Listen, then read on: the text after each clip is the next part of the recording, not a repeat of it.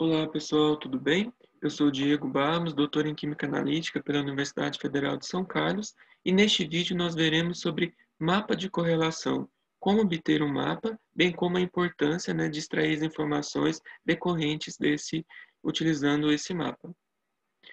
O mapa de correlação ele é obtido através dos coeficientes de correlação de Pearson. O que vem a ser esse coeficiente? Ele demonstra o grau da correlação entre duas variáveis, por exemplo, da variável x e da variável y, bem como a direção dessa correlação, se é uma correlação positiva ou negativa. Então, o coeficiente de correlação ele é calculado, ele é dado, pela soma dos produtos da variável independente x, bem como da dependente y, dividido pela raiz quadrada da soma dos quadrados da variável x vezes a soma dos quadrados da variável y. E assim, então, é possível obter o coeficiente de correlação entre duas variáveis. O coeficiente ele pode assumir apenas valores no intervalo, de -1 e +1.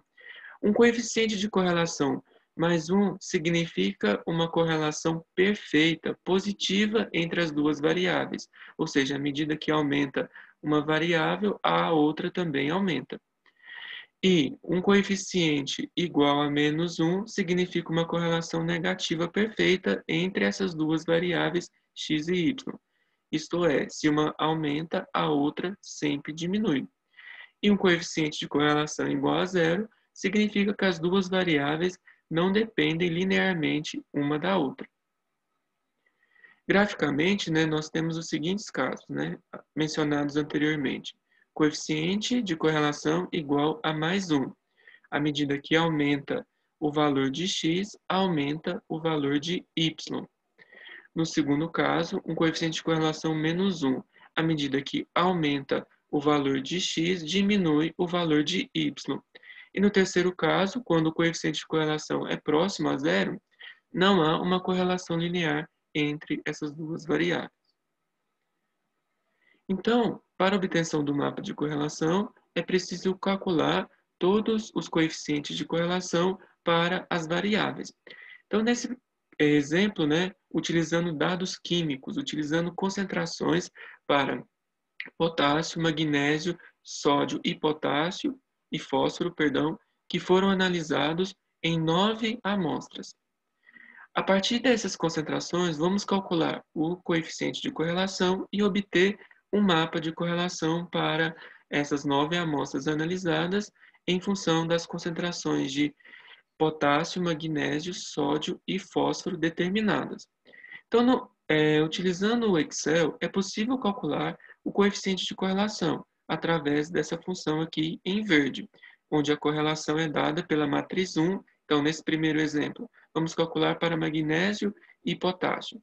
Então, a matriz 1 vai ser todos os dados, todas as concentrações de potássio, nas 9 amostras analisadas, e a matriz 2 vai ser as concentrações determinadas para magnésio nas 9 amostras.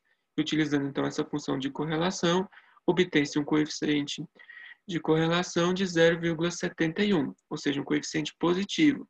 Isso indica que, à medida que aumenta a concentração de potássio, também aumenta a concentração de magnésio. O inverso também é válido. Já calculando, para sódio e magnésio, também utilizando essa mesma função, nós temos uma correlação negativa de -0,36, indicando que à medida que aumenta a concentração de magnésio, diminui a concentração de sódio. Então, isso é feito, calcula-se os coeficientes de correlação para cada uma dessas concentrações, utilizando esses conjuntos das concentrações, para cada um dos elementos químicos determinados. E assim, então, obtém essa matriz, esse conjunto de dados, onde a correlação de potássio por potássio, sempre vai ser igual a 1. E o mesmo observado entre a correlação do elemento com ele mesmo.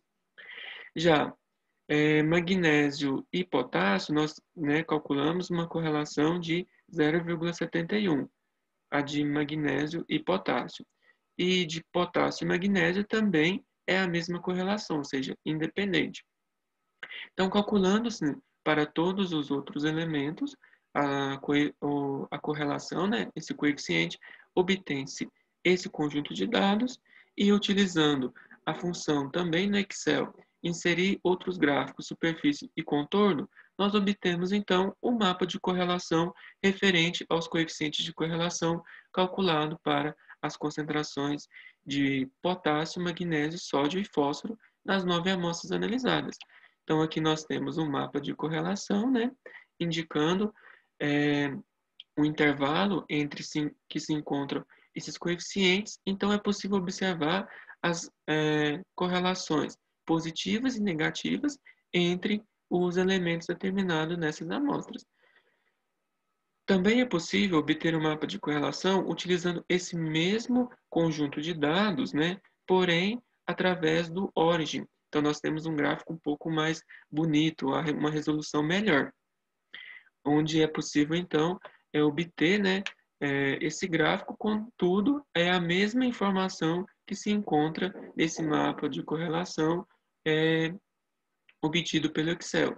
O que modifica é apenas a resolução da imagem.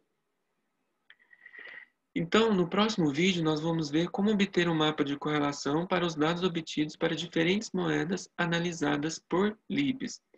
Se você gostou do vídeo, curta os nossos vídeos, divulga entre os amigos e se inscreva no canal. Um abraço a todos e até o próximo vídeo.